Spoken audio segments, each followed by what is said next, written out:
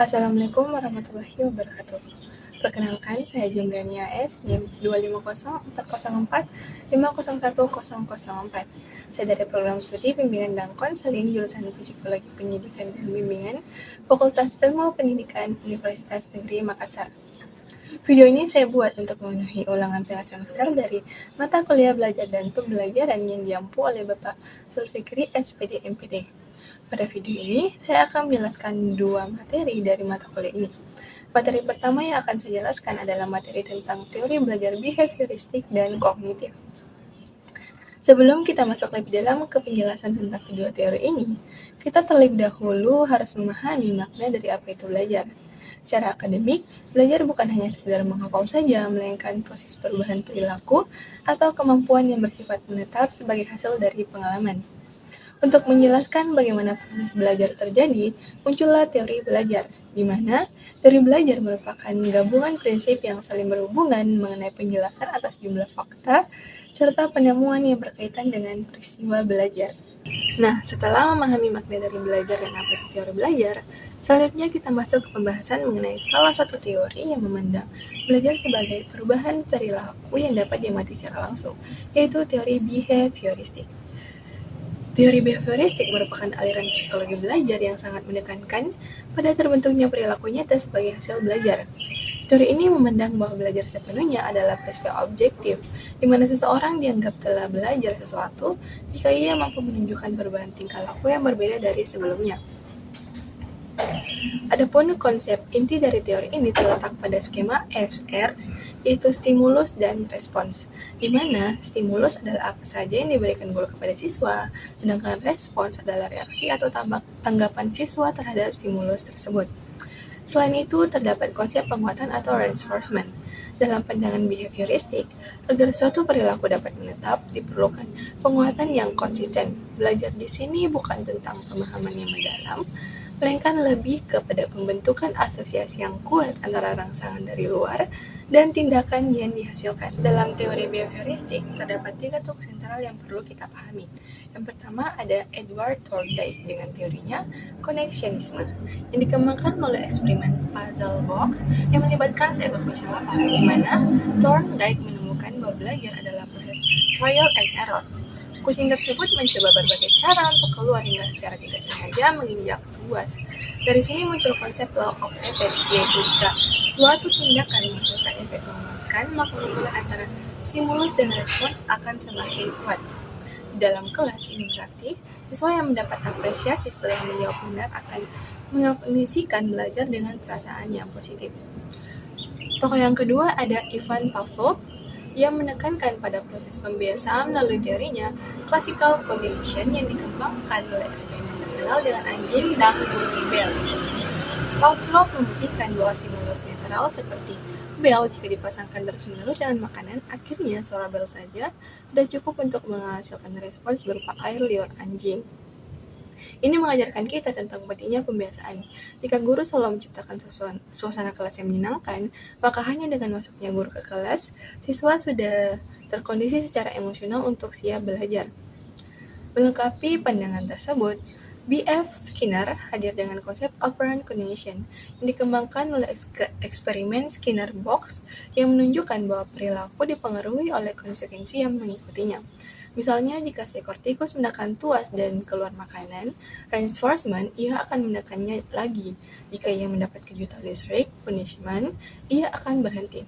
Di sekolah, penyerapan operant cognition terlihat jelas pada pemberian poin atau penguatan verbal untuk membentuk kedisiplinan siswa. Pembelajaran behavioristik cenderung bersifat teacher-centered learning atau berpusat pada guru, di mana guru menjadi sumber utama pengetahuan yang memberikan latihan-latihan rutin atau drill kepada siswa. Kelebihan dari teori ini sangat efektif untuk membangun keterampilan yang membutuhkan kecepatan dan spontanitas. Namun kekurangannya adalah siswa menjadi kurang kreatif dan cenderung pasif karena hanya menunggu stimulus dari guru saja. Adapun contoh penerapan teori behavioristik dalam pembelajaran berfokus pada pembentukan kebiasaan melalui pola stimulus dan respons yang konsisten.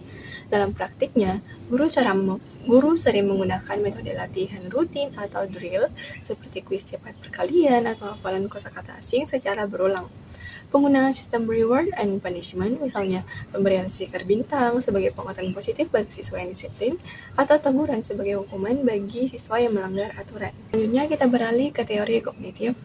Teori kognitif adalah teori yang mementingkan proses mental di dalam otak atau cara kita berpikir daripada sekedar tingkah laku yang tampak secara fisik. Teori kognitif melihat manusia sebagai pengolah informasi yang aktif. Jadi belajar pada teori ini bukan hanya soal apa yang kita lakukan, melainkan bagaimana otak kita menerima, mengolah, dan menyimpan informasi tersebut hingga menjadi sebuah pemahaman yang utuh.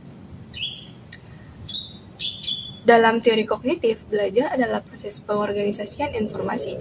Otak kita bekerja seperti perpustakaan yang menyusun data ke dalam rak-rak mental yang disebut dengan skema. Jadi, pengetahuan baru tidak berdiri sendiri, melainkan dibangun dan dikaitkan secara aktif dengan apa yang sudah kita pahami sebelumnya. Dalam teori kognitif, terdapat 3 tokoh sentral yang perlu kita pahami. Yang pertama yaitu Jean Piaget. Melalui pengamatan mendalam terhadap anak-anak, Piaget menemukan bahwa cara berpikir anak berbeda drastis dengan orang dewasa. Ia memperkenalkan proses asimilasi, yaitu menyerap informasi ke skema yang sudah ada, dan akomodasi, proses mengubah skema karena informasi yang baru tidak cocok dengan informasi yang sudah ada. Piaget menekankan bahwa belajar harus sesuai dengan tahap perkembangan kognitif anak. Tokoh yang kedua ada Jerome Bruner yang menekankan pada cara manusia mengorganisasi pengetahuan. Melalui eksperimennya, ia menemukan bahwa siswa akan mengingat informasi jauh lebih lama jika mereka menemukan sendiri konsep tersebut daripada hanya diberitahu. Tokoh yang ketiga ada David Ausubel yang menekankan pentingnya belajar bermakna. Menurutnya, informasi baru tidak boleh hanya dihafal saja, tapi harus disangkutkan pada konsep yang sudah dipahami siswa sebelumnya. Sederhananya, jika kita tidak punya dasar atau pengetahuan tentang topik tersebut, maka informasi baru tidak akan melekat dan hanya menjadi hafalan kosong saja. Dalam teori kognitif, pembelajaran bergeser menjadi berpusat pada siswa atau student-centered learning, di mana guru tidak hanya mentransfer ilmu secara pasif pada siswa, tetapi guru bertindak sebagai fasilitator yang menyediakan materi menantang agar siswa aktif dalam berpikir. Kelebihan utama dari teori ini adalah daya ingat siswa menjadi jauh lebih kuat karena mereka membangun pemahaman secara mandiri dan lebih bermakna. Namun, tantangan dari penerapan teori ini adalah proses ini membutuhkan waktu yang lama dan memberikan beban berpikir yang cukup berat. Jika siswa tidak memiliki dasar pengetahuan yang kuat, mereka berisiko mengalami salah konsep ataupun pemahaman, atau bahkan mereka bisa tertinggal dalam memahami materi baru. Penerapan teori kognitif dalam kelas lebih berfokus pada cara siswa mengolah informasi dan membangun pemahaman mereka sendiri secara aktif. Guru biasanya mengajak siswa untuk membuat peta konsep atau mind mapping untuk membantu mereka menyusun hubungan antar materi, memberikan kasus nyata atau diskusi kelompok yang menantang siswa untuk mencari solusi sendiri. Setelah menganalisis kedua teori tadi, dapat kita lihat perbedaan dari kedua teori tersebut terletak pada fokusnya, di mana teori behavioristik lebih berfokus pada hasil yang luar dan perubahan perilaku yang tampak, sedangkan teori kognitif berfokus pada proses berpikir dan pemahaman internal. Nah, untuk mengetahui perbedaan yang lebih jelas dari kedua teori ini, kalian dapat melihat tabel komparatif berikut ini. Selanjutnya kita beralih ke materi kedua, yaitu materi mengenai sumber belajar dan media pembelajaran. Nah, pertama-tama, mari kita mulai dengan apa itu sumber belajar. Sumber belajar sendiri dapat kita pahami sebagai seluruh daya yang dapat dimanfaatkan oleh pelajar untuk mempermudah proses belajar mereka. Ini mencakup segala sesuatu yang ada di luar diri kita, yang sengaja dirancang maupun yang tersedia secara alami untuk mendukung perolehan pengetahuan. Penting untuk kita pahami bahwa di era pendidikan yang modern ini, sumber belajar tidak lagi bersifat tunggal atau hanya berpusat pada pendidik atau guru saja, melainkan melibatkan ekosistem yang jauh lebih luas. Setelah kita memahami definisi dari sumber belajar sebelumnya, Selanjutnya, mari kita telah lebih rinci mengenai jenis-jenis dari sumber belajar, yang dimana jika sumber belajar ditinjau dari tipenya, ia dibagi menjadi dua kategori besar. Yang pertama adalah learning research by design, yaitu sumber yang memang sengaja dirancang untuk memenuhi kebutuhan pembelajaran seperti buku teks atau modul. Yang kedua adalah learning research by utilization, yaitu sumber yang sudah tersedia di lingkungan kita. Sumber ini tidak dirancang khusus untuk pendidikan, namun sangat kaya akan nilai edukasi seperti kebun binatang, waduk, sawah, hingga tokoh masyarakat seperti atlet atau ahli agama. Lebih jauh lagi, sumber belajar dibagi menjadi 6 komponen utama. Yang pertama itu adalah pesan, yaitu informasi atau ide yang akan dipelajari. Yang kedua adalah orang yang bertindak sebagai penyampai pesan seperti dosen atau ahli. Yang ketiga adalah bahan, yaitu perangkat lunak yang mengandung pesan seperti buku teks atau modul digital seperti e-book. Yang keempat adalah alat, perangkat keras yang mendukung penyampaian bahan tadi, misalnya seperti komputer atau proyektor. Yang kelima adalah teknik, yaitu prosedur atau metode yang digunakan seperti diskusi atau eksperimen. Dan yang terakhir adalah latar, yaitu lingkungan fisik tempat belajar terjadi seperti laboratorium atau situs bersejarah. Dengan keberagaman jenis tersebut, fungsi sumber belajar menjadi sangat strategis dalam dunia pendidikan. Fungsi utamanya adalah memberikan dasar yang lebih ilmiah pada pembelajaran, karena siswa berinteraksi langsung dengan data dan realitas yang ada. Selain itu, sumber belajar meningkatkan produktivitas karena informasi dapat diakses secara mandiri tanpa harus selalu menunggu instruksi formal dari guru. Nah, adapun contoh nyata dari penggunaan sumber belajar dapat kita lihat pada kehidupan siswa. Misalnya saat sekolah mengadakan kunjungan ke terminal atau pasar untuk belajar tentang sosiologi masyarakat. Aktivitas ini membuktikan bahwa siswa tidak hanya belajar dari guru sebagai satu-satunya sumber orang, tetapi juga belajar dari latar dan pesan yang ada di dunia nyata. Hal ini membuat proses akademik menjadi lebih hidup, relevan, dan tentunya lebih bermakna bagi perkembangan intelektual siswa. Namun, agar sumber belajar yang luas tersebut dapat tersalurkan dengan efektif kepada siswa, kita memerlukan media pembelajaran. Nah, media pembelajaran sendiri dapat kita pahami sebagai sarana fisik atau perantara yang berfungsi untuk menyalurkan pesan instruksional dari sumber belajar kepada penerima pesan, yaitu siswa. Media ini berperan sebagai jembatan komunikasi agar pemahaman siswa menjadi lebih nyata dan terarah. Adapun jenis-jenis dari media pembelajaran terbagi menjadi beberapa jenis. Yang pertama ada media visual seperti grafik dan poster yang mengandalkan indera penglihatan. Kedua, media audio melalui rekaman suara atau podcast. Ketiga, ada media audiovisual seperti film dokumenter yang memberikan pengalaman multi indrawi.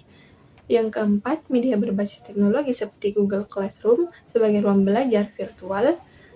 Dan yang terakhir, media interaktif seperti game edukasi dan simulasi digital yang memungkinkan siswa terlibat aktif dalam proses pemecahan masalah. Agar penggunaan berbagai media tersebut memberikan dampak yang optimal, pertama-tama kita harus memahami fungsi dari media pembelajaran secara mendalam terlebih dahulu. Fungsi yang paling fundamental adalah untuk menyamakan persepsi. Hal ini sangat krusial agar konsep yang disampaikan oleh pendidik dipahami secara seragam oleh seluruh siswa tanpa adanya bias pemahaman atau interpretasi. Selain itu, media berfungsi sebagai instrumen untuk mengkonkretkan hal-hal yang bersifat abstrak. Melalui media, hambatan fisik seperti objek yang terlalu kecil, terlalu besar, atau fenomena yang terjadi terlalu lambat dapat divisualisasikan dengan jernih. Hal ini secara otomatis akan meningkatkan motivasi dan daya tarik siswa karena materi pelajaran menjadi lebih hidup dan mudah dicerna oleh indera mereka.